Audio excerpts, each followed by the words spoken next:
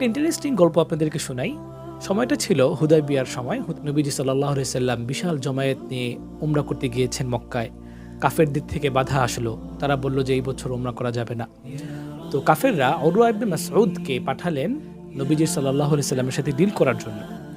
তো উরওয়া ইবনে মাসউদ ছিলেন তুখোর রাজনীতিবিদ। কিসরা, কাইসার, যত রাজা বাদশারা আছে বিভিন্ন দরবারে তিনি আগে গিয়েছেন, মানে দক্ষ খেলারু রাজনীতির ময়দানে। তিনি এসে এমন কিছু দেখলেন যা তাকে এতটাই না প্রভাবিত করলো যে তিনি ফিরে গিয়ে কাফেরদেরকে বললেন যে তোমরা কিছুতেই তার সাথে লড়াই করতে যেও না, কারণ মুহাম্মাদের সঙ্গীরা এতটা তাকে ভালোবাসে, এতটা আনুগত্য করে যে কখনোই তাকে একা ফেলে তারা ময়দান ছেড়ে যাবে না, সুতরাং তোমরা পিছু হটে যাও। তো কাফেররা জিজ্ঞেস করলো যে তুমি এমন কি দেখেছো যার কারণে তুমি আমাদেরকে এমন কথা বলছো?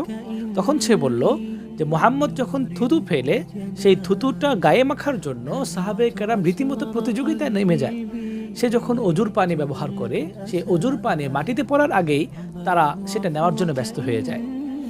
সে যখন কথা বলে তখন তাদের মধ্যে পিনপতন নীরবতা কাজ করে, কেউ একটু টু শব্দ করে না, এমনভাবে তাকিয়ে থাকে যেন চোখের পলক ফেললেই কোনো প্রিয় মানুষকে তারা হারিয়ে ফেলবে।